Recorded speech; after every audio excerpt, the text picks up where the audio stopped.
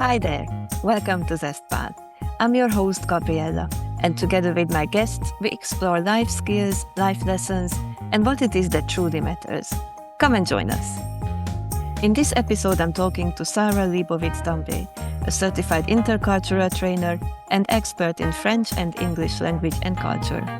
We talk about intercultural perspectives, Sarah's experience in helping international professionals succeed in France, and of course, the deeper questions in life. Enjoy.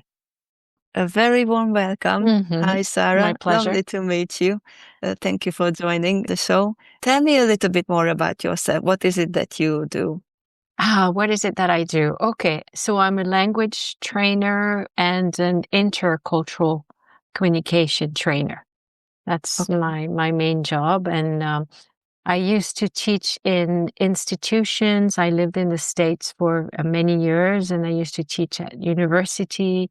Back in France, I used to teach for an engineering school, but then I left. I decided it was enough after 11 years of working with them. So now I'm completely self-employed, I would say. Okay. Yes. And I teach people, expatriates in France, teach French to expatriates. I used to teach English as well, but I don't teach English anymore so much. Yeah. So basically, my trainees are expatriates, young expatriates, professionals who have just moved to France. Okay. Mm-hmm. And how did this come, this idea to help expats settle in France? And did you see any problems or difficulties, things getting lost in translation culturally? Or what was it? What was it? It's hard to explain. I would say that it's a long process. I've always been extremely interested in languages and cultures. I mean, I'm from a very kind of multicultural family already, and I grew up in the south of France, which is very multicultural as well. As an individual, I always felt a little bit outside, not really completely part of the of groups so for me it was easy to think about helping, it was kind of natural to help other people feel a bit more integrated in society or in groups, whether it is small groups, larger groups, I would say that's, and my first day in the States when I was 12 was sort of a revelation. I felt much more at ease outside of my country, outside of my familiar environment than in my, So, I think those two things, I mean, my background, my personal background, my experience abroad, and then I moved on. I did, my education is in literature, language, and cultures, and comparative studies of cultures. So all this kind of combined, and it made sense to help other people. I mean, expatriates. Yeah. That sounds great. Is there any advice you would give to those maybe kids who are from different cultural backgrounds, maybe a mixed heritage? Because I think many people can relate to what you just said, that they belong a little bit here, a little bit there, but they don't feel like they belong to one particular place. What was it that helped you? What advice would you give to someone like that? The reason I'm asking, because my son is a mixer. I'm Hungarian. My husband is half English, half Italian, and we live in Austria. So he's a European mix, and he's going to a school with lots of mixed families. So this is something I see. I would say it's so personal, and it's how did I cope with this? As my own experience, I would say. It's really inside my family, the diversity of cultures were really respected. I mean, there were my grandparent, father was from Russia, my grandma from Italy, and they were really respectful. And even I would say that sometimes my Italian grandmother was even more interested in her husband's So respect and curiosity for the other cultures or all these parts of you.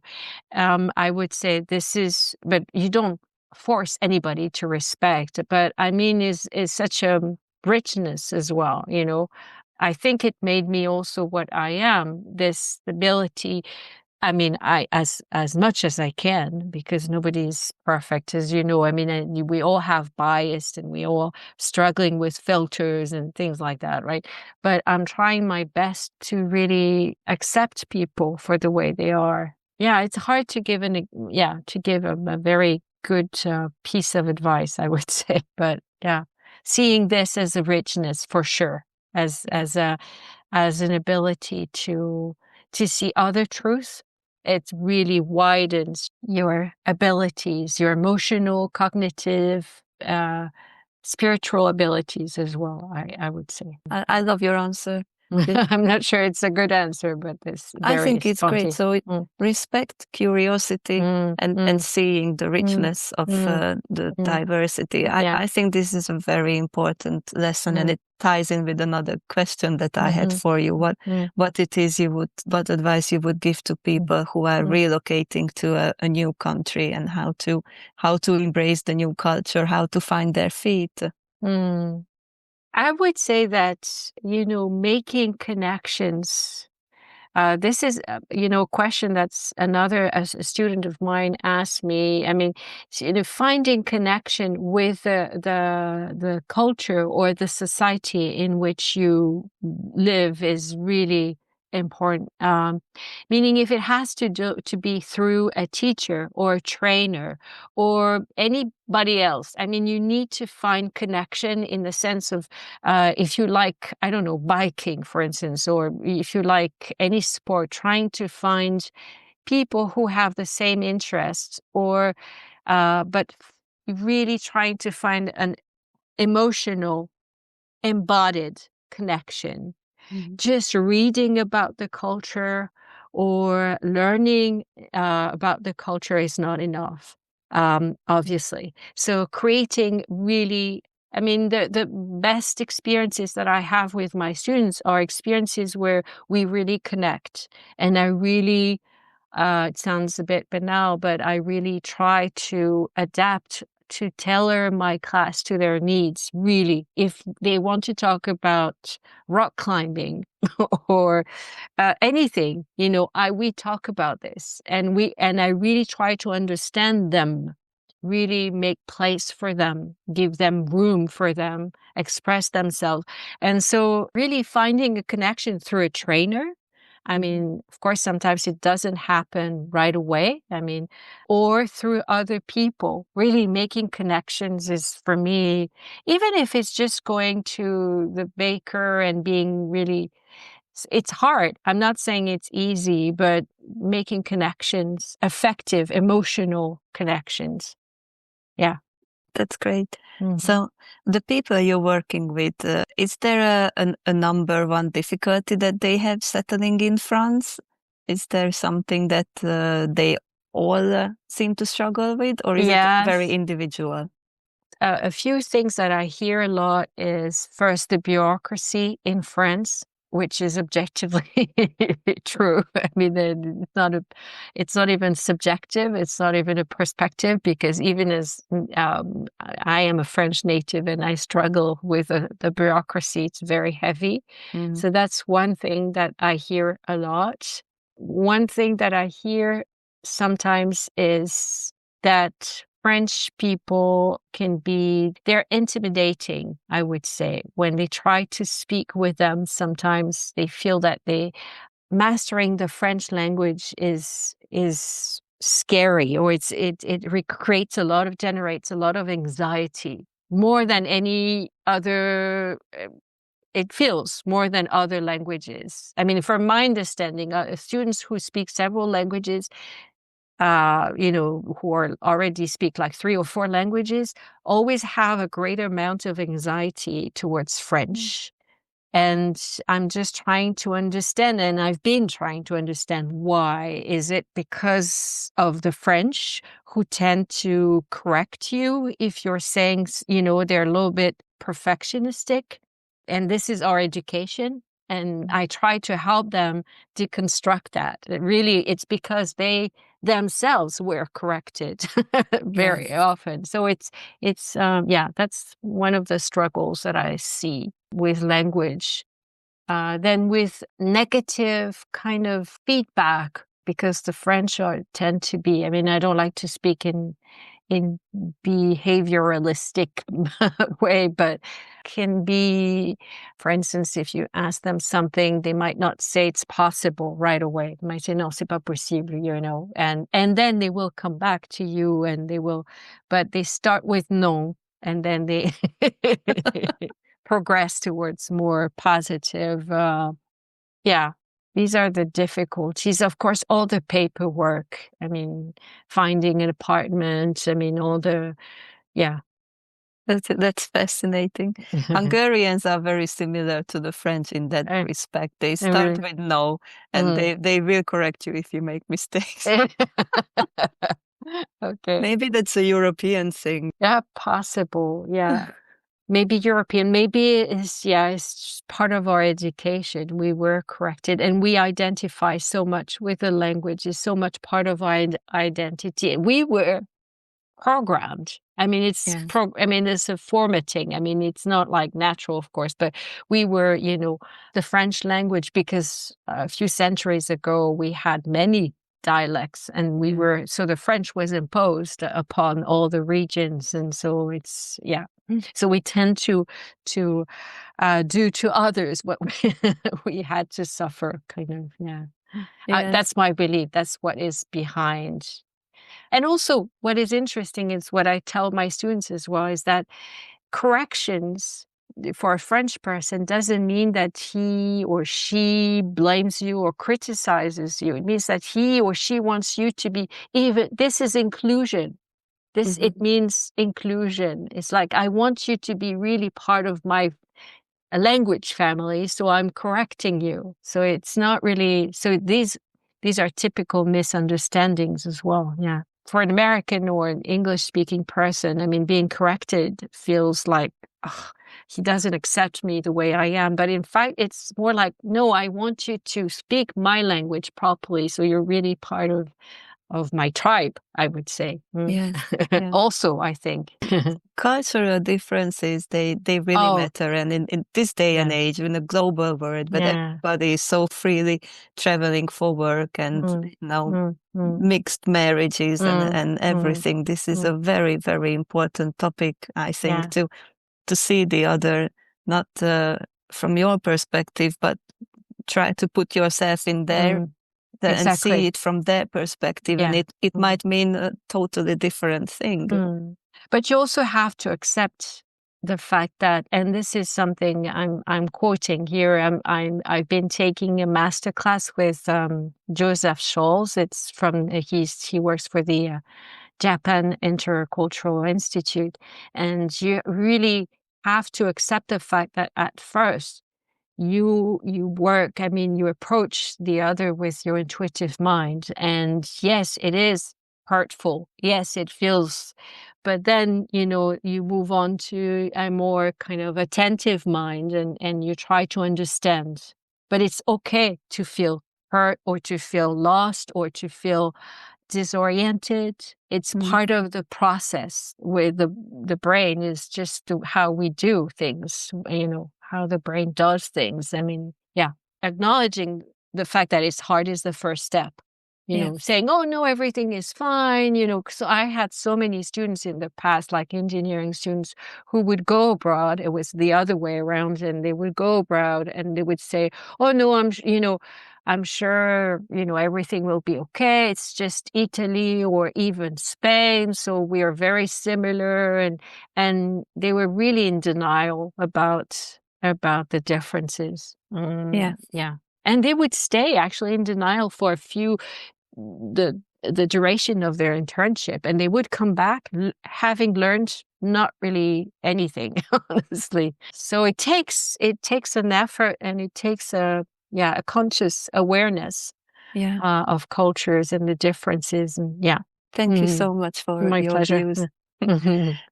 All right, so let's move on to these deeper questions that I have about life.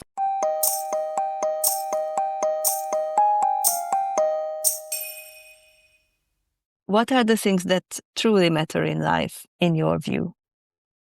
If I had to say one thing right now, is that the first thing that comes to my mind is freedom, I would say, and authenticity. And what I mean by freedom is not freedom to do anything you want, but freedom to be yourself. Freedom, freedom to be in an environment that allows you to be yourself. Yeah, I would say, yeah. So, and as a young person, when I was young, I didn't pay too much attention to that. I didn't realize that was so important, to respect who I was. Yeah. And I wanted so much to fit into a mold, Oh my God, yeah. Yeah. That I really did not respect that. But I don't have any regrets. I'm just saying I had to go through that. That's it. Yeah. But it was painful, I would say. Yeah. But it's such a long process. For some people, it's faster. For me, it took a long, long time. It took really many decades to go back to myself. Yeah. So for someone who feels like they are in an environment where they don't fit in, or they can't quite be themselves, what would be the first step to change them or do something about it? I would say again, find at least one connection, one person, if it's only one person with whom you can be yourself. It could be a therapist, it could be a friend, but even if it's just one person, with whom you have a real connection, with whom you can be yourself, it's already like an example, or sort of like a landmark, or like a way for you to see how different you are depending on the context, and it's okay if it's just one person at the beginning, but having like a support system, asking for help. Asking for help, really. And I've done that for many. I do ask for help in my life when I went through many years of therapy, since the age of 18. So you see, a lot of, so asking for help. Yeah. That's the first thing I would say.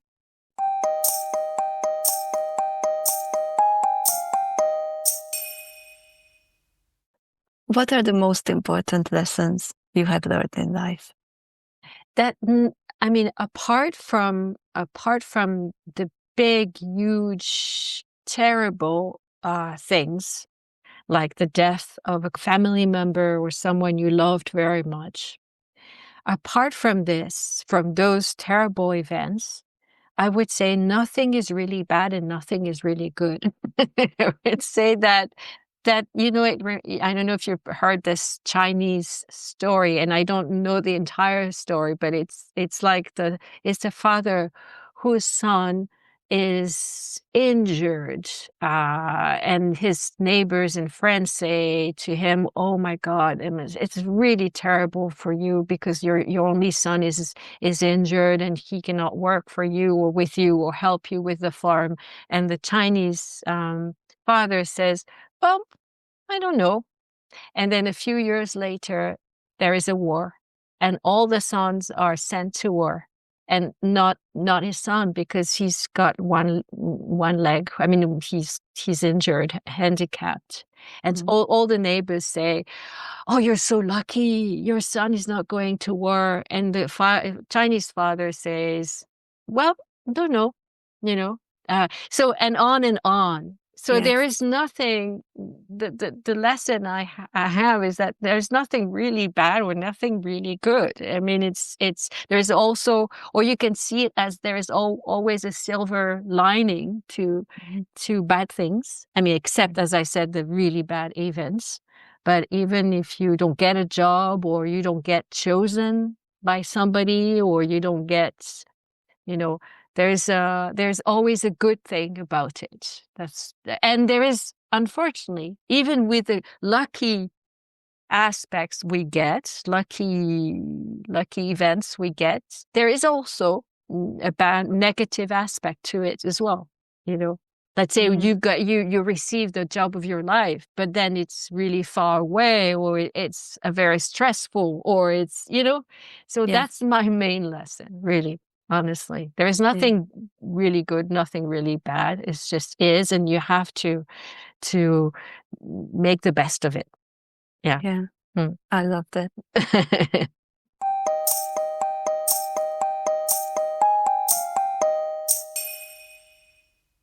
What advice would you give to younger generations? I really don't like giving advice. Why? Because as a young person, I didn't receive them. I didn't,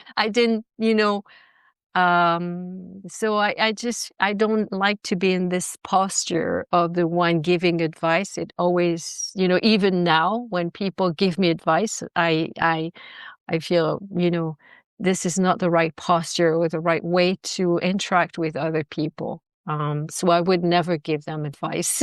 So, okay. Yeah. But one piece of advice would be ask for help if you need. Please don't stay. Please don't, because I know that younger generations, we all go through terrible things, terrible moments. So please don't give up on other people and being able to help you. Yeah. That's great. Yeah, that's it.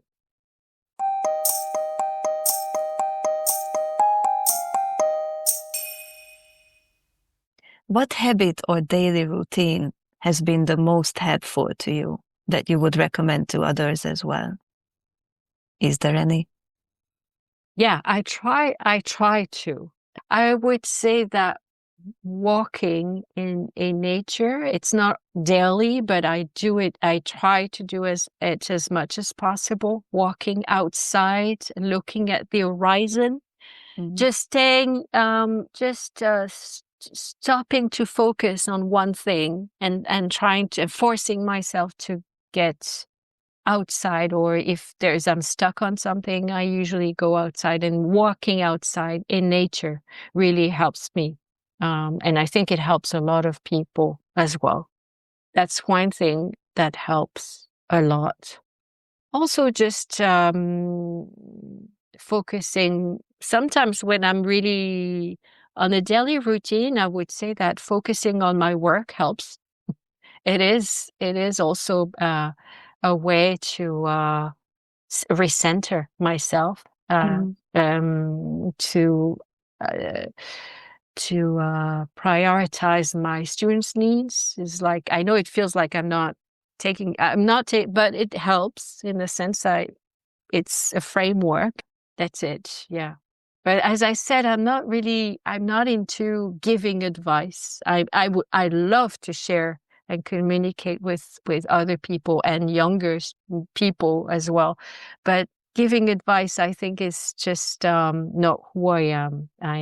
Okay. Yeah, it feels condescending, kind of, it feels, and I really don't see myself as, because sometimes young students, I mean, my younger students, but also young people really teach me a lot as well. Not only about current life, but about life, the way they see things. So I really don't see, and with age, and you see I'm older, but I don't see I see myself and I feel myself not as an older person either. So, so who am I to give advice, even though I'd love to help as well, listening to them, yes, for sure.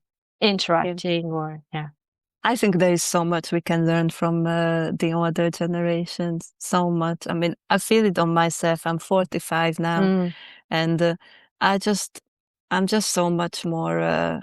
I dare to be myself, like you said. I know what my values are. I know what I stand for. I know what I won't tolerate, and just that alone is a great thing to be like with every decade of my life is better than the previous ones. Exactly. Yeah. And I think there is so much focus on like being young, trying to look young, and I think the best years come after middle age. Yeah. It's for sure.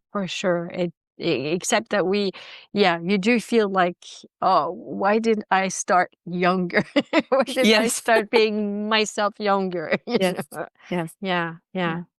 I do believe, like you, that there's so much to learn from elderly people, from anybody, in fact, who is available to communicate, or is available to share his or her thoughts or feelings or emotions, But I don't have a specific kind of, I don't idolize elderly people either. You know what I mean? My mother, for instance, is 85. She's elderly for sure.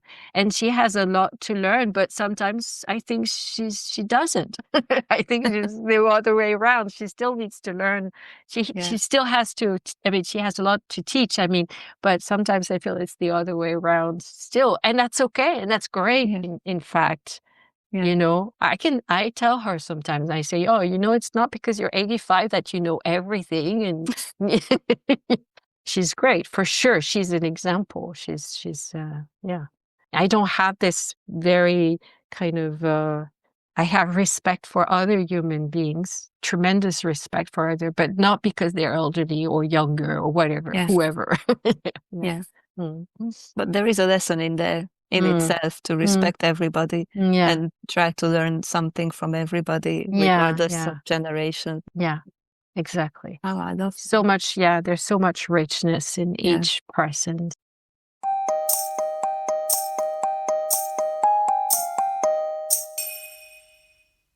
What is the best way to overcome difficulties or hardship? To accept it. To accept the hardship. I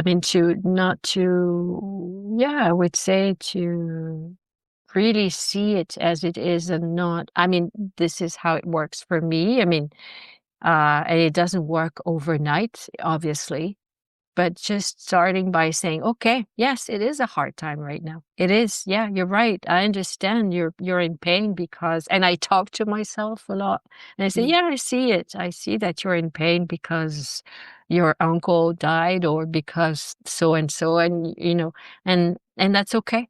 That's okay. You are in pain, and I don't try to force myself to be happy if I'm not happy, So just accepting the hardship as it is, and because I know that, it will, just ignoring it or trying to pretend it's not there isn't going to make it bigger. So, that's the way I work. But each one is different. Each person is so different with, hardship. And but then I also, as I said, concentrate also on others when I'm in pain. It helps, for instance, when I'm really in pain, concentrating on others' needs. It also helps. It sort of pulls me out of my pain. Yeah. Helping someone else really helps. Sometimes it's hard for sure. When you're really in pain, it's hard to pull you out of your misery, but it does work. It helps. That's why, I love my job. I like my job, interacting, helping other people. It really, as I said earlier, it helps me sometimes, not be too much in my mind, and, having to concentrate on others. Yeah. So those two things, and accepting the pain, and also trying to, but at the same time, which seems like a contradiction, but it's not. At the same time, focusing on others, trying, of course, as when you can, because I know that it's not always possible. Of course, when you're in terrible pain, it's, I would say, if you can, trying to do small things for others, if you can. Yeah, I love that. This positivity movement. Sometimes I feel like it's going too far, and they call it in some cases toxic positivity, where exactly. you try to keep repeating some mantra and affirmation that everything is fine, but you can feel inside if that's not true. And I think I love it that be honest with yourself and accept the pain, and that it's okay from time. It's just part of life. It's not always going to go smoothly. And writing as well. It's been a great help in my hardest, most painful moments, writing, journaling.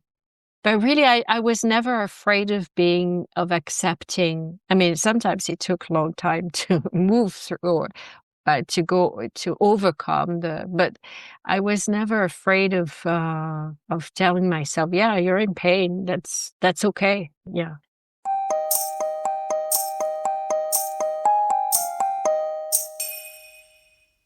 What should we focus on if we want a happy life? What makes for a happy life? Meaning in your work. I mean, it sounds a bit banal, but meaning in your work, for sure. It has to mean something. Even if it's a meaning that you have to build, it doesn't come like that. Again, teaching for a while was not so much my cup of tea. And then I fell for it because of the connection I get myself with my students as well. So it has a meaning. I'm helping some people, and connection, again, connecting with other people, for sure, which is not always easy, even for me. I connect with my students, but they are professional relationships, so it's not, they're not friends, of course, but connecting, for sure.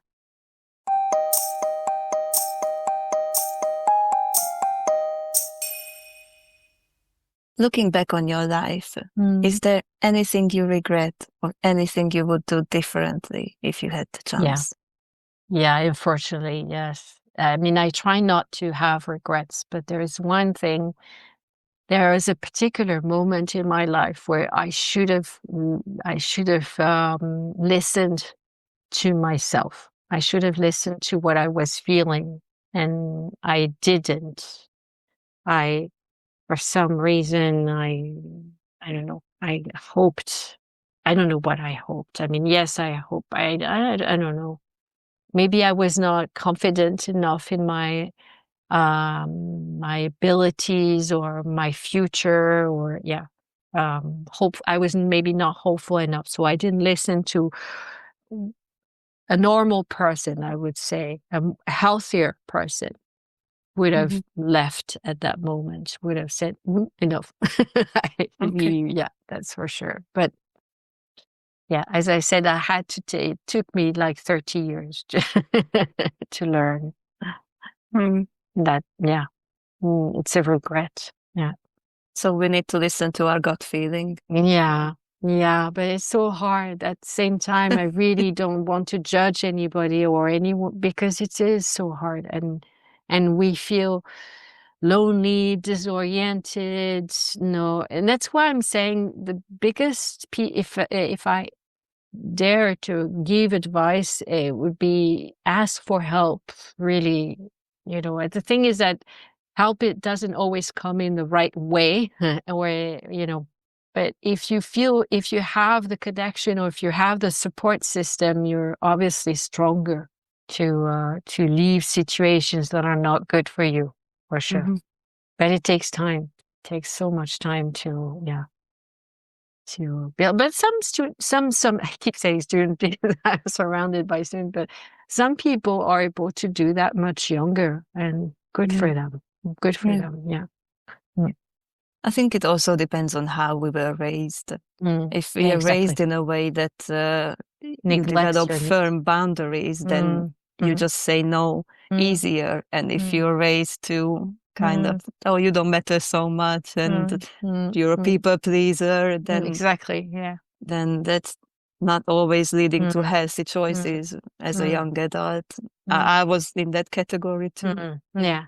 So so the advice I would be, it's more, if I had to give advice, would be more to parents than Yes, yeah, please, really helping, helping your child build those boundaries. I mean, it sounds really cliche to say that, but for me, it's been really a struggle.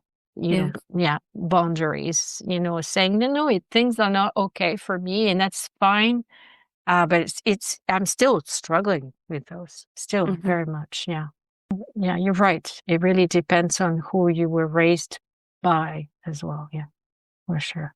Yeah, I think parents have tremendous power. And I don't think they realize, I don't think all of us realize how much power we have in shaping a new human life. Yeah. Yeah. So much power. So much. Yeah.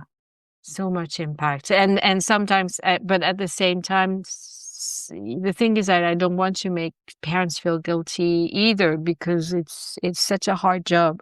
It's a very difficult job, raising a child. I mean, and you have all these unconscious package that you communicate, right?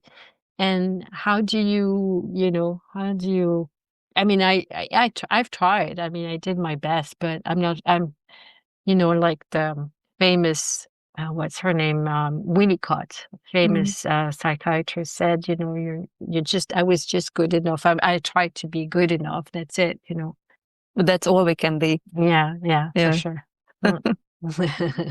Thank you so much. It was a pleasure sharing. And these are things that you have, on your mind or in your mind, and you don't ever really verbalize them. But this is also very interesting for me to verbalize them. Thank you so much for this conversation. Yeah.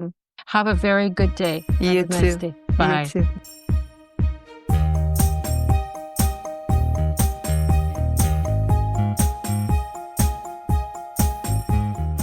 Thank you for listening. This was the Zestbar Show. Take what resonates, leave what doesn't, and remember, life is precious. Make the most of it. Until next time.